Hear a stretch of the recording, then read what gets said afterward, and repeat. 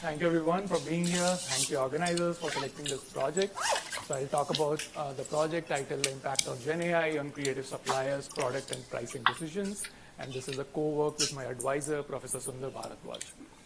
So I'll not talk about this. We all know about how Gen AI has made tremendous progress in different creative areas. But what I'm interested in is this. Are creators happy about it?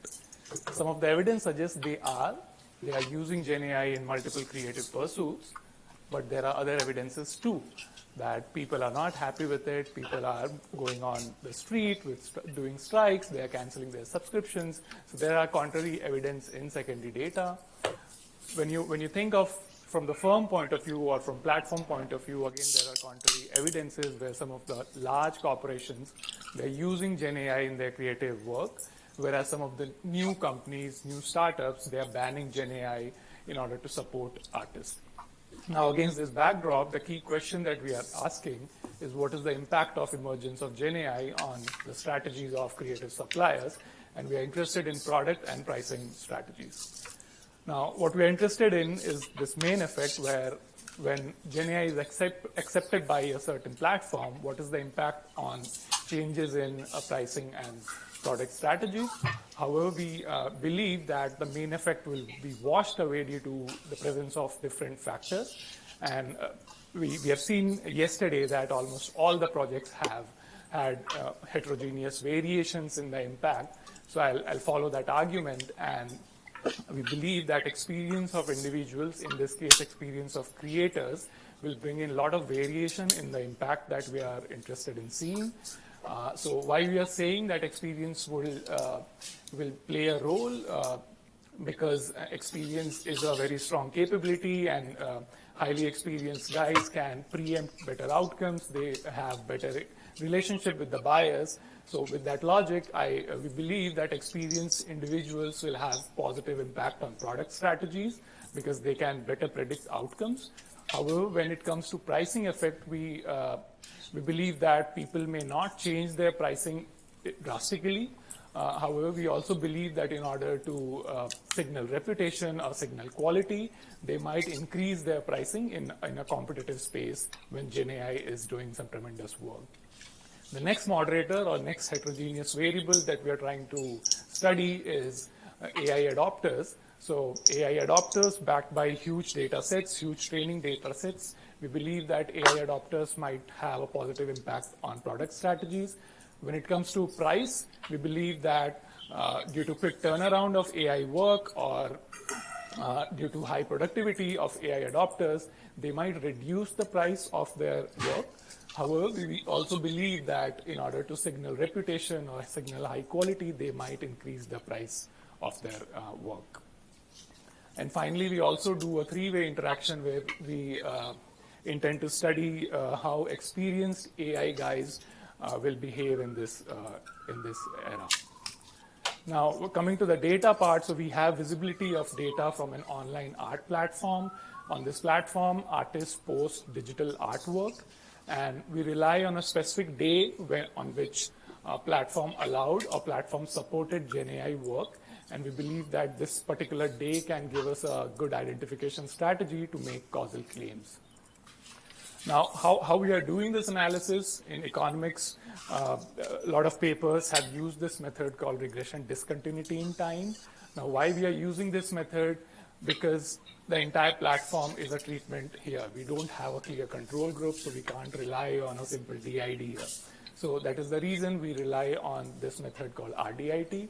Now, how RDIT works is that when you have a temporal cutoff date, you see how your outcome variable or dependent variable is moving around that particular cutoff date.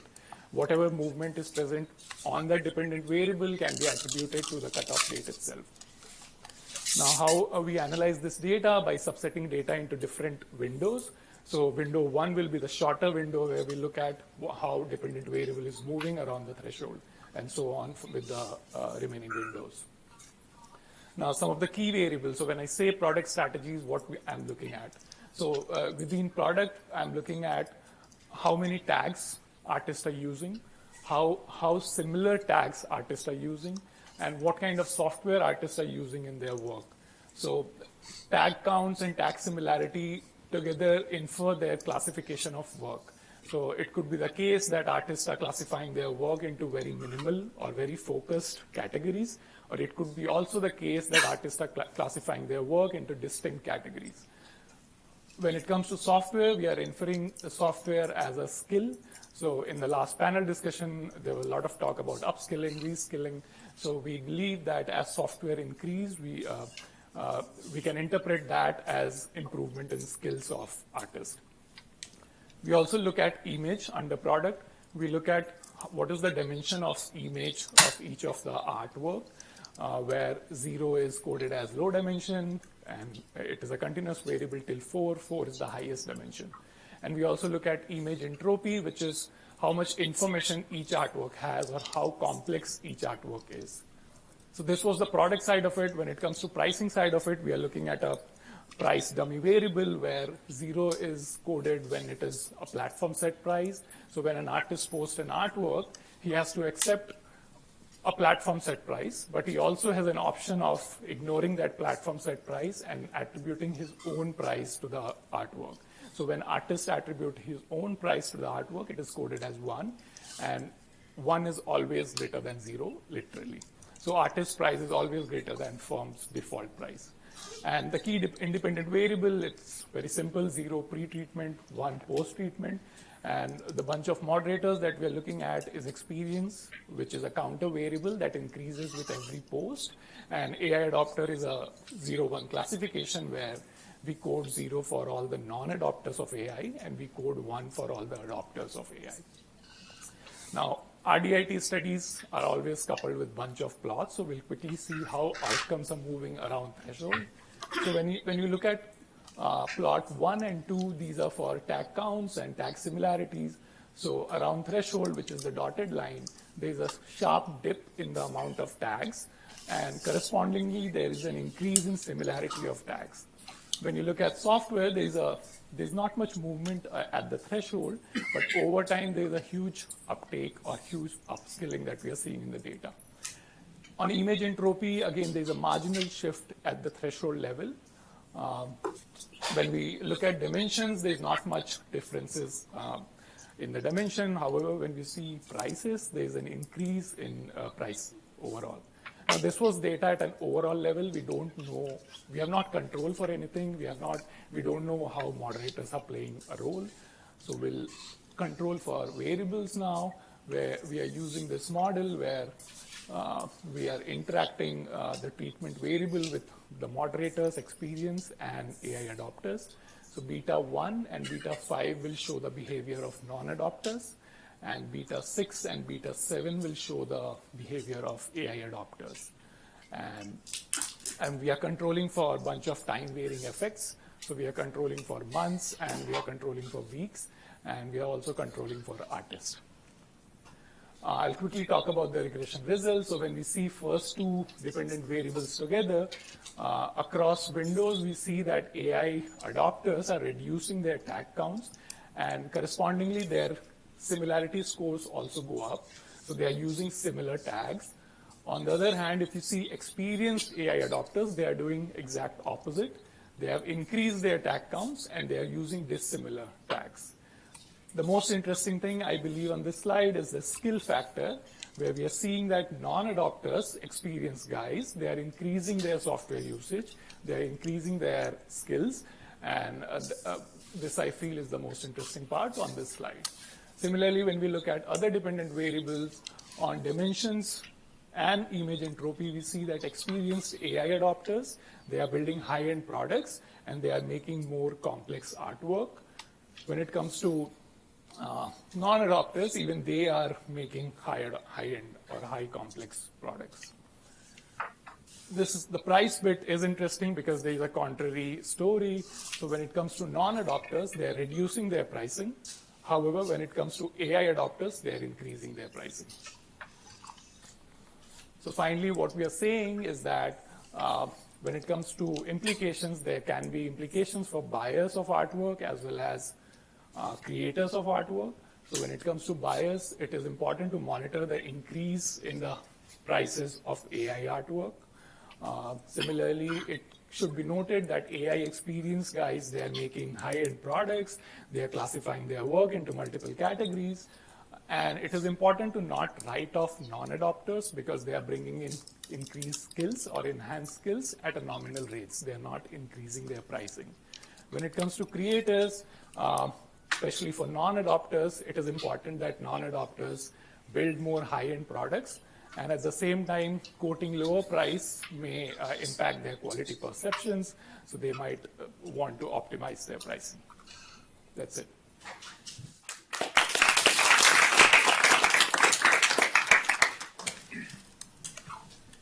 Yeah. Thanks for the presentation. Just curious, AI adoption is at the creator level, right? It's not at the art level. Right? I guess your analysis is on the art level, right? The pricing is at the art level. Yes.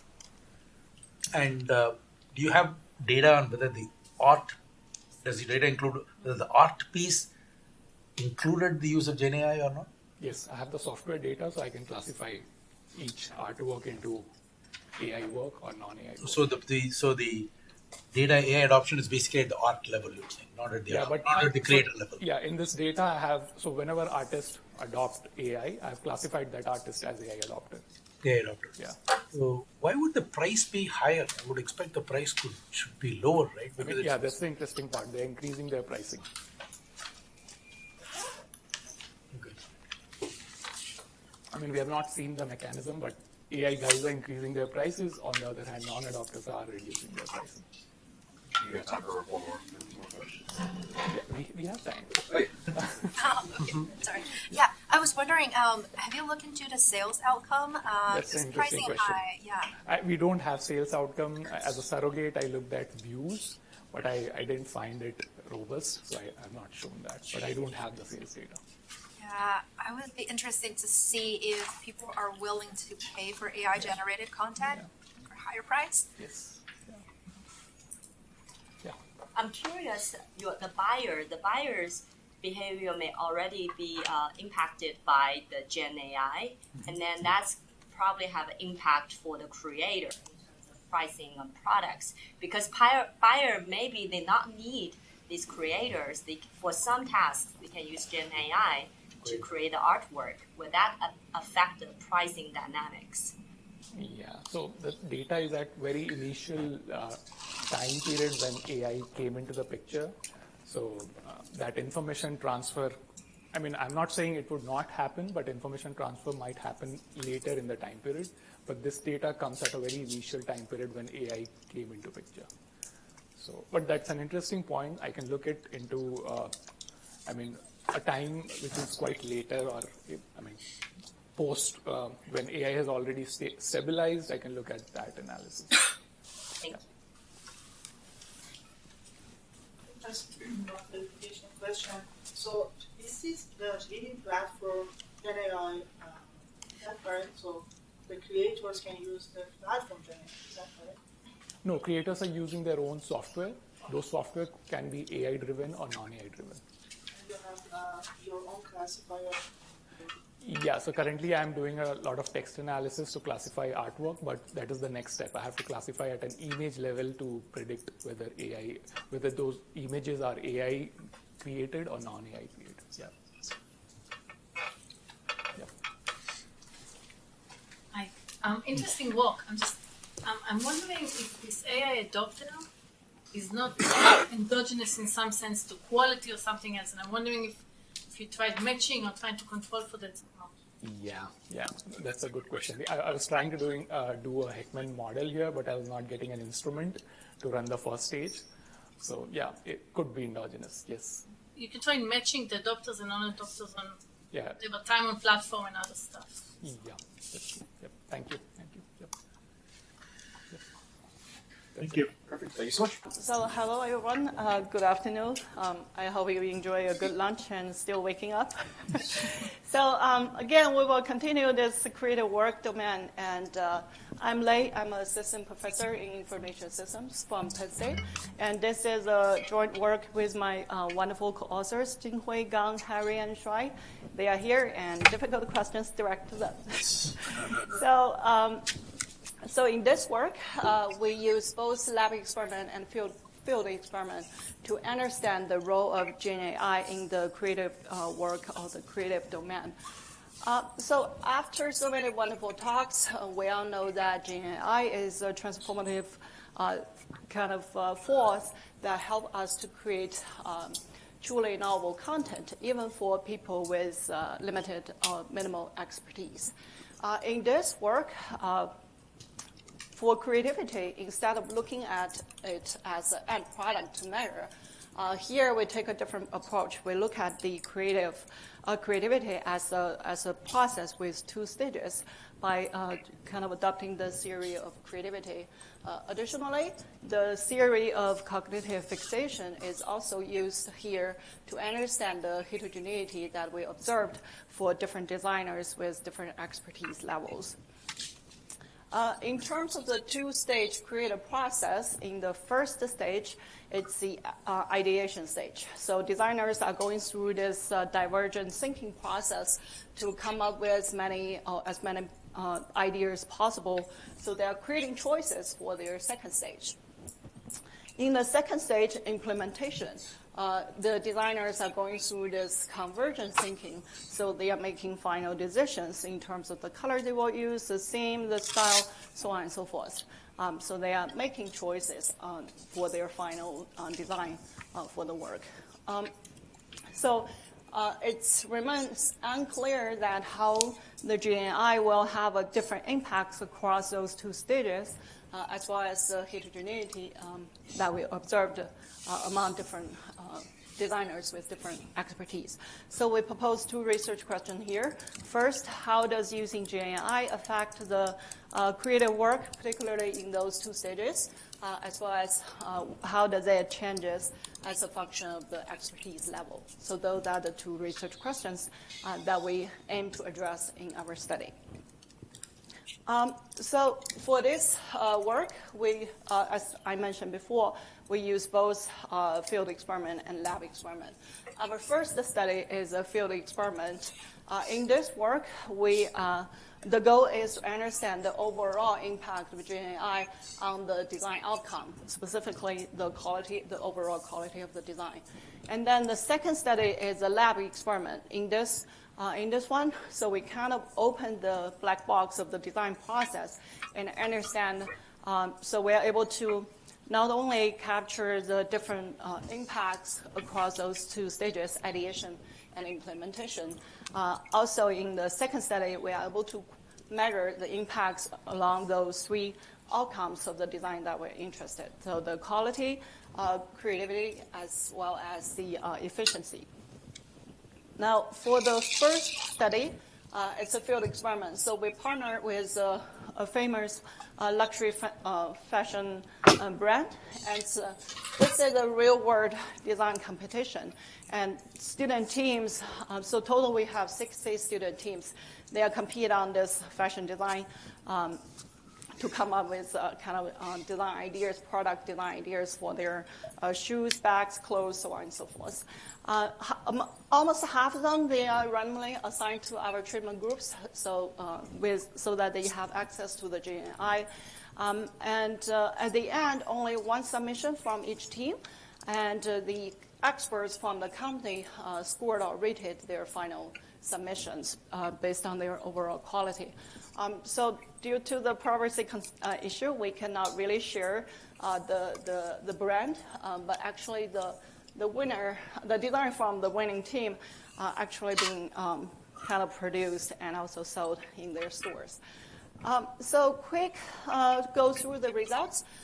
First, we do find that generative AI has a positive impact on the overall quality, with significantly higher score for the teams with access to AI compared to their counterparts. And in terms of the heterogeneity effects, we also find that this positive impact is only observed or shown for the low expertise designer groups. So that got us thinking, what's going on here, what is happening, and so to further kind of understand the role of GenAI and also uncover or explore the underlying mechanism, we proposed a second study. in the lab experiment, what we did is we partnered with a school that is famous for their design major. And for this one, it's instead of the team-based work, this one is individual designers. So we have almost 200 individual students or designers to join our experiment to create a poster that we use to advertise the rural county in China. So we have almost 200 participants, and they were all randomly assigned into four groups, which I will explain in the next slides.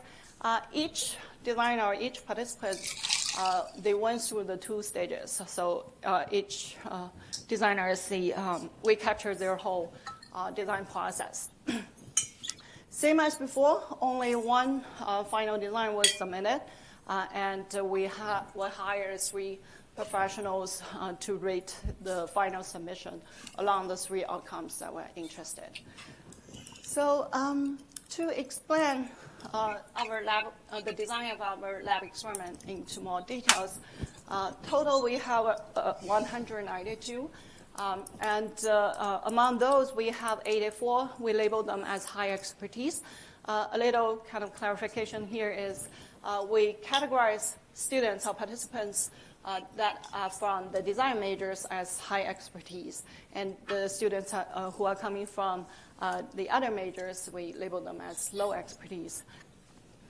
When they joined the experiment, they all went through this introduction section to make sure everyone is fully aware of the job. Also, we have a pre-test questionnaire that we use to kind of collect their background information, so on and so forth. Then they were all randomly assigned into 4 groups here. So we have 3 treatments plus a control. Depending on which stage, they will have access to the AI. So first treatment, they have access to AI only in the first stage, in the ideation stage. And then treat 2, they have access to AI only in the second stage for implementation. And then treat 3, they have access for both stages, and control is our benchmark. Okay, and then at the end of each stage, we have a different set of questionnaires that we use to kind of gauge their perceptions of the process, design process, and their feeling about the 2. And for all the participants, we video recorded the whole design process for kind of future more granular level analysis. All their prompts and all the images generated, the time spent at each different stage, so we all have that captured. Some high-level results. So the average treatment effects in the first stage, again, we do observe the positive impacts of GAI on both the design quality as well as the creativity measure. So that's a positive side. The negative side is that teams with the AI in the first stage, they spend much longer time compared to the other 2 groups. So that's kind of the adopting GAI actually slow down or hurting their efficiency. So that's why we call it the double-edged role of generative AI here. Then in terms of the second stage, the implementation stage, we find that the positive effects for the improvements of the quality as well as creativity for the groups who have access only in the second stage. So here I want to highlight one thing, that is why we use the improvements as outcome here. Because it is problematic if we just use the design measures at the end of the second stage, since it contains the AI impact in the first stage. So to clearly quantify the GAI impacts only in the second stage, we calculate the differences or the improvements between the 2 measures just to show these increments happening in the second stage.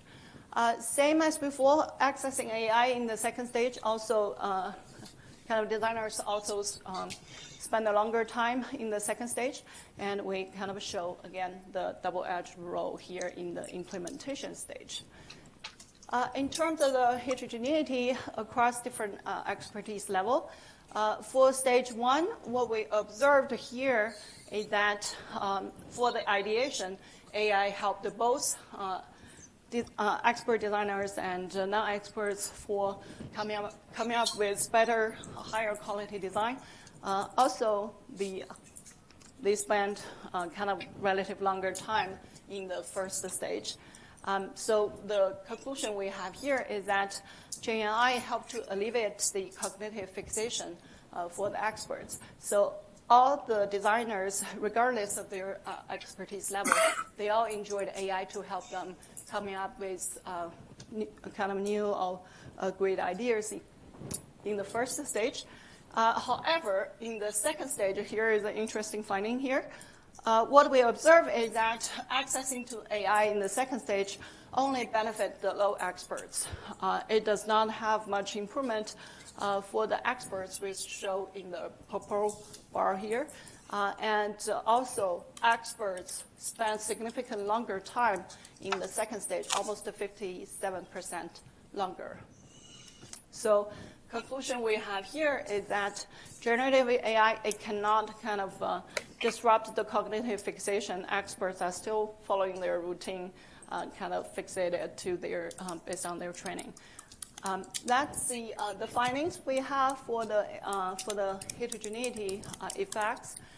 So quickly recap, our main findings here is that we find that generative AI, it does help with the creativity, but it hurts the efficiency of productivity. And we do observe that for low expertise, they enjoy the help of the AI to come up with ideas in the first stage. Also, they delegate the creative job to AI in the second stage. For the high expertise, they enjoy AI to come up with ideas, but it still kind of fixated to their routine work in the second stage. In terms of contributions, so we make theoretical contributions to the literature on AI as well as creativity by identifying these differentiated effects across different design stages, and also the designer expertise. We kind of provide more practical implications or guidance to how we can better harness the tool of this advanced technology. Okay, that's all. Thank you. We will go like this one. Yeah, go ahead. So very interesting finding over here. So most of the literature would say the opposite for the time spent, because AI can save humans time, so efficiency is higher. But in your context, the opposite. So yes. What would be the reason? So here we would. So first, let me give you some kind of basic statistics. For the ideation stage, we find that on average, the participants spend around 10 minutes on the ideation. And for the implementation stage, it's much longer. It's on average, it's like 30 minutes. So our hypothesis is that trying AI in the first stage to come up with more ideas that they were never thinking about it before. So that's kind of longer time explanation for the first stage. Second stage is before they probably when they do the implementation, they just hand drawing on the piece of paper or things like that. Now with AI, they got them kind of inspired more, so they spend longer time for experts and non-experts. But why experts have significant, even longer time in the implementation stage, that's a part we use cognitive fixation to explain why it hurts expert even more. And a little bit kind of following up on that is we do test alternative potential explanations for why it's happening. Because one may argue that generative AI makes people feel more confident for their design kind of ability. And we show that on average, the tool does improve their perceived confidence a little bit more, but there is no difference, believe it or not, there is no difference across experts and non-expert. So that we kind of rule out that explanation. And we also measure their perceived ease of use in terms of like, do you think it's easy for you to finish the task? And we do find that that's kind of consistent with that our cognitive fixation. So yeah. I was thinking about another one. It depends on your data usage of the Gen AI kind of application. So how much rejection, how much compliance these designers follow the suggestions. So that will tell us really the mechanism behind these outcomes. That's a great suggestion. We will just go through our video recordings and see how many kind of agreement and disagreement on that. Yeah. Exactly. Thank you. Yes. Just following on that, maybe because people who have higher expert know what they want, so then they will be more tailoring the AI to do what they want than what AI provides them, versus the people who have less expertise, they're like, oh, this is good, and they will just go with that. So that could be another. Agree. That's also kind of part of the cognitive fixation, because experts know what they want, so they want AI to kind of comply with their idea. Yeah, my question is, how did you measure expertise? Is that based on self-perception, or it's based on their years of experiences? The expertise in the lab experiment, high and low, it depends on whether the design major students or not. If they're coming from design majors, then we treat them as high expertise. Okay, and for the efficiency, it seems that you use time used to measure the efficiency. Yeah. I wonder if you actually test it in the market, where you see people who are in the rural area like the poster more or less, like consumer responses wise, will that adds on to more of the findings, you think?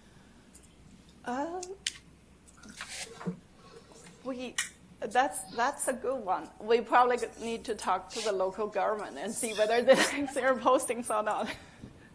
Yeah, but that's a great question. Yeah, thank you. Okay. Sorry, last one, and then we will take the others offline.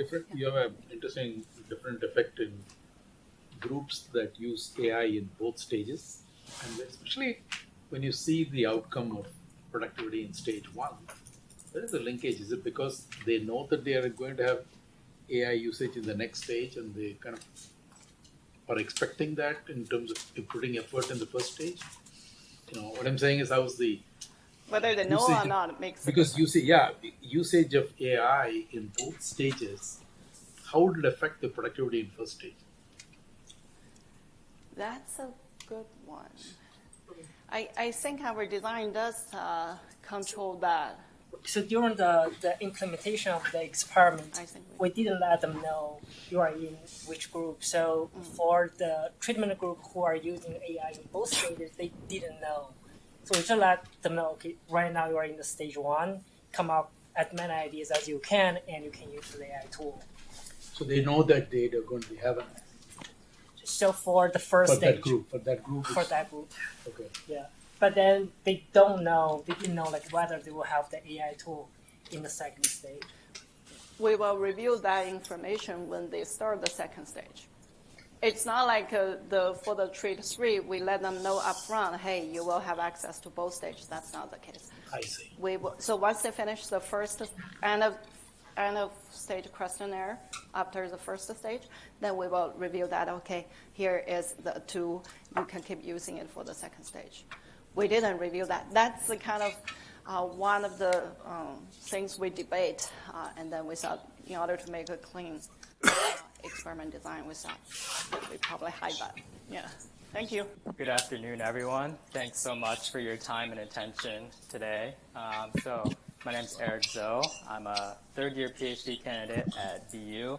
This is a joint work with my advisor, Zhou Li and Bingu, and we're happy to present this really preliminary work where we ask this question: who expands the creative frontier with generative AI?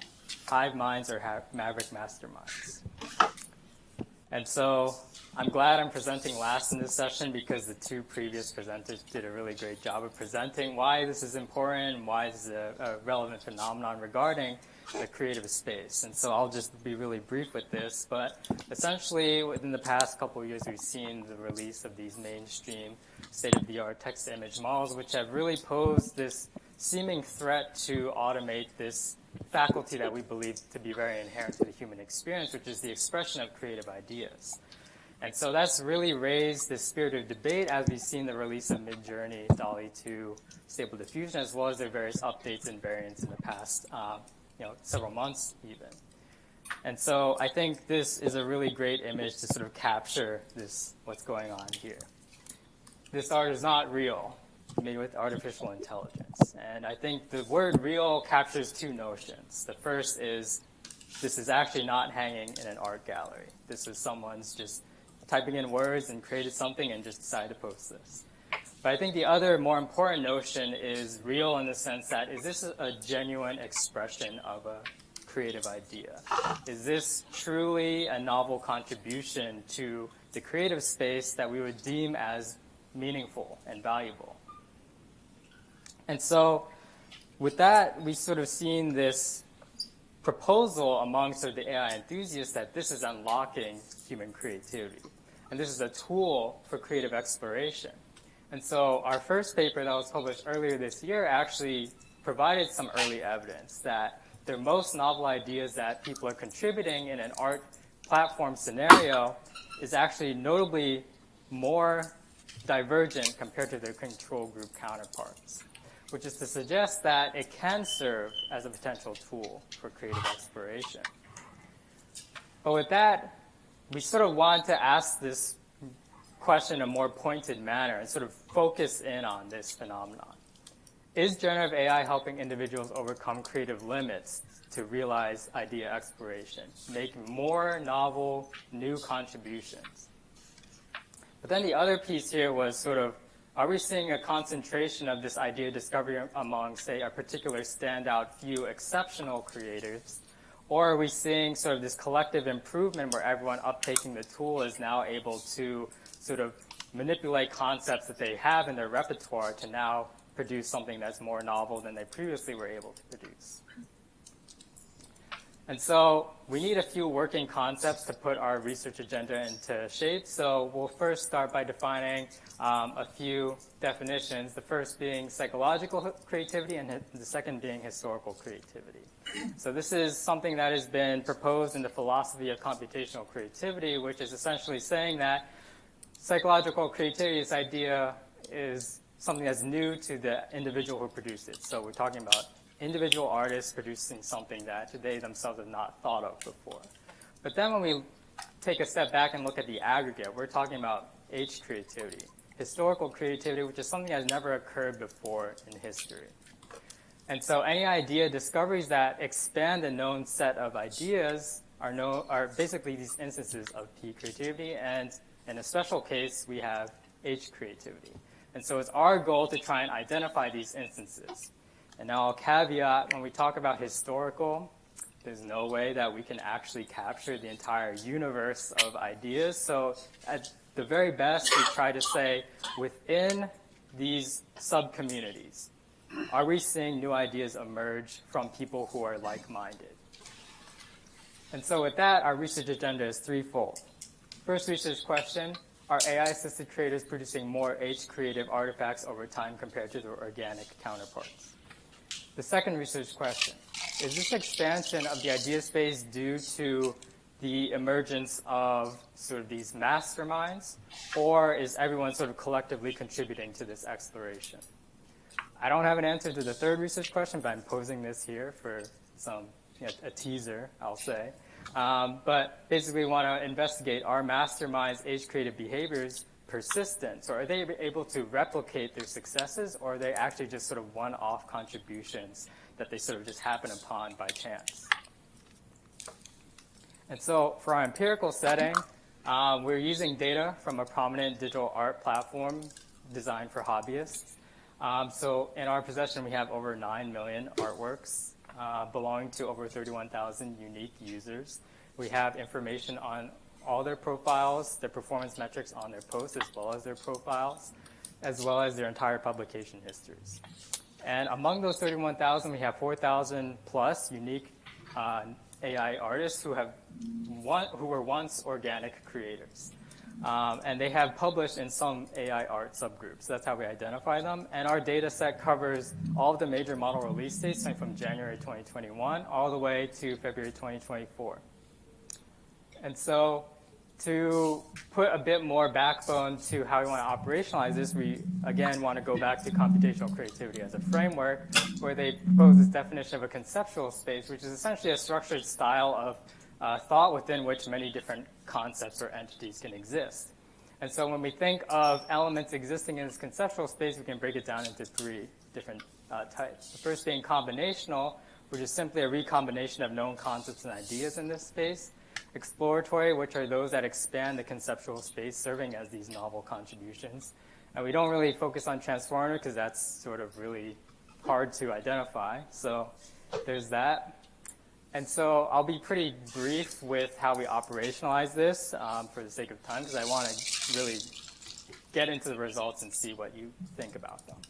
So we'll first just talk about how we extract our features. So we really want to focus on the focal content or subject matter that's being represented in the images, and we sort of relied on this philosophy of symbolism, which basically makes this distinction between the visuals and the subject.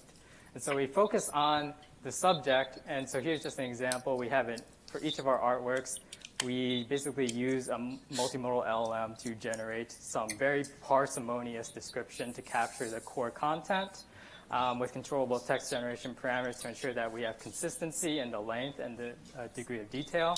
And then we just simply embed that using a BERT encoder. And so to really get at this idea space, we want to operationalize that as the convex whole, which is essentially the boundary around the unique minimum convex set containing all of these ideas, and each embedding representing an idea.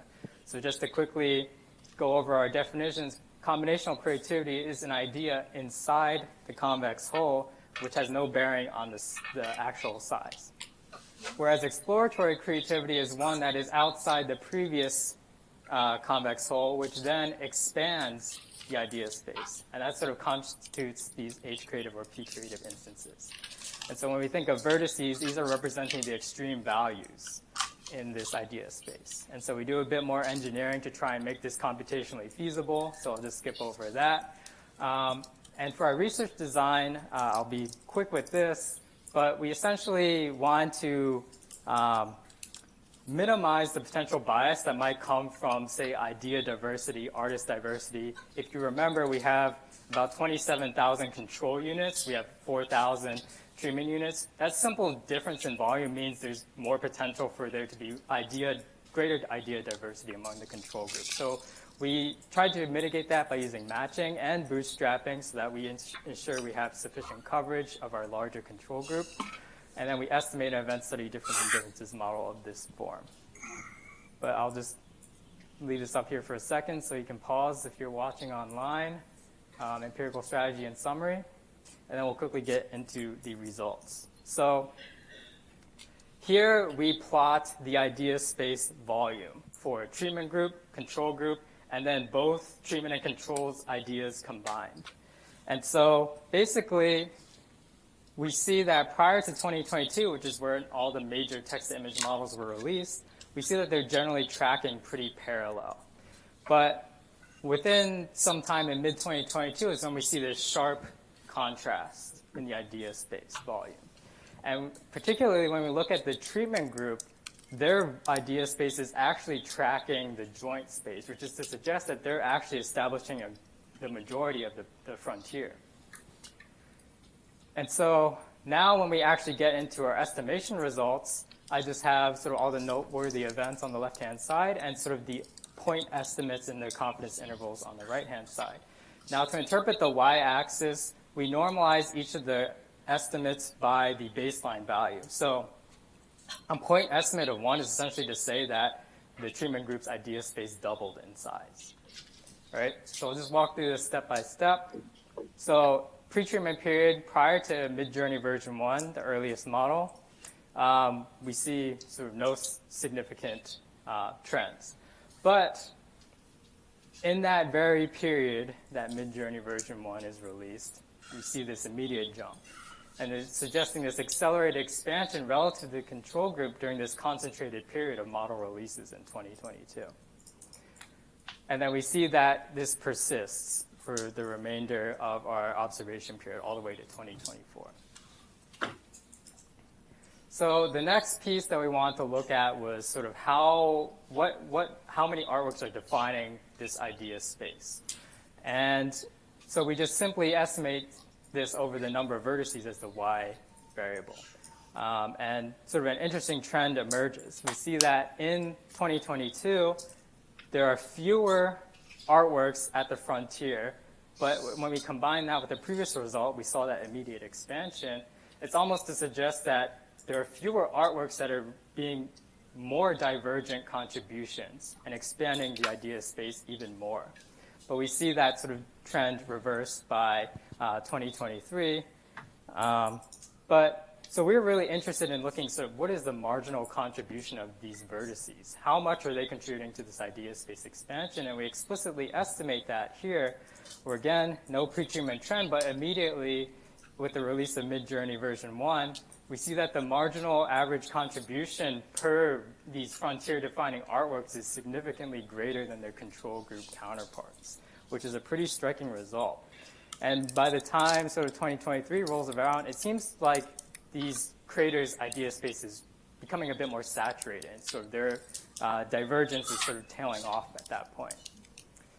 And so the last result that I want to share is sort of how many unique users are actually owning these vertex artworks. So how many people are basically defining the creative frontier. And what we see is with 2022 coming around, it seems to suggest that there's a concentration among a select few people, which is to suggest this emergence of the masterminds driving this idea space expansion.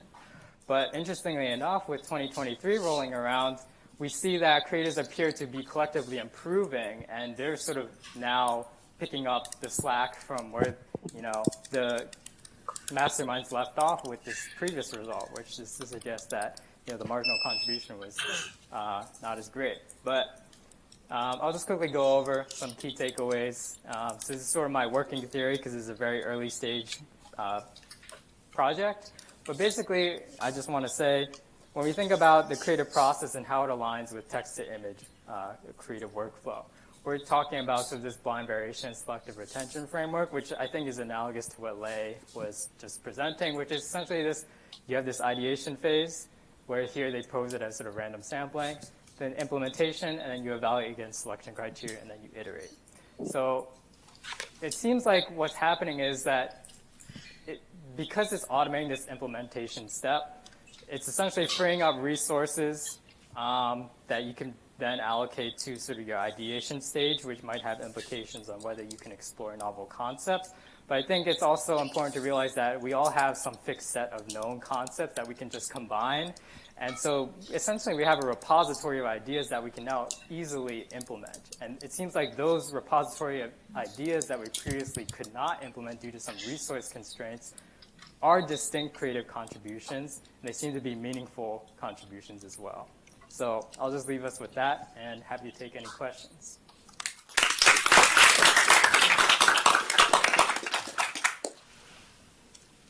Just to clarify, you only have access to the images, but you don't have the access to the original prompts that generate those images. You cannot reverse engineer the prompts from the image, right? That's right, that's right. Have you guys done any sensitivity analysis about this that's just based on my experience, given the same image, use a prompt to believe to, for instance.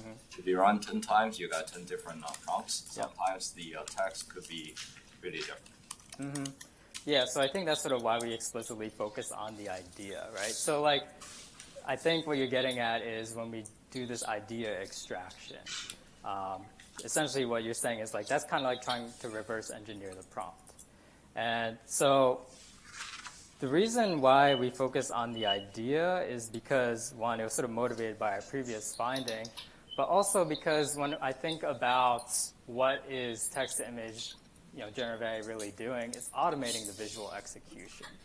And so if we're to sort of consider, where is the human touch point, it will always be the ideation. I think that's sort of what makes text-to-image interesting, because human will always be the originator of the idea, even in the case where sort of we're observing this ideation process where it's like this iterative back and forth, where the model might be able to hint at something that might be interesting for you to focus on, but it's still sort of always going to be driven by the human. So that's sort of my rationale for why we just explicitly focus on the idea. really cool presentation, really cool results. I want to propose an alternative hypothesis and to get your take on it, or an alternative explanation for these results, which is the people using these generative AI tools are doing better at faster exploring the space of ideas that are well represented in words that the AI understands. So I have in mind my friends who are kind of non-representational artists who have creative ideas about combining colors and patterns that might not be well represented in like a block phrase like you're talking about. Mm-hmm.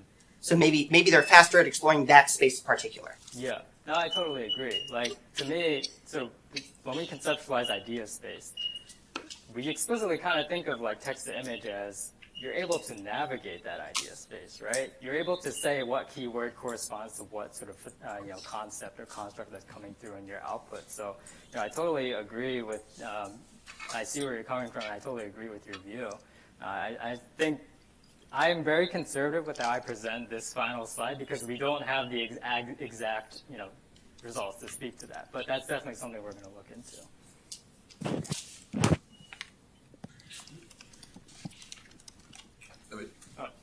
I'm sorry, one last one. We can take off. So maybe one idea is that if you have the artist history and you can look at a historical creativity, you can compare before and after, like whether they actually have more ideas, just like you mentioned, right? And then you can compare that using image to text and idea extraction. So then that can rule out whether it's the ideation is augmented by AI or it's like a implementation augmented by AI. Yeah, so that is exactly what I would say if I had a time for a next step slide. Great. Yeah, thank you.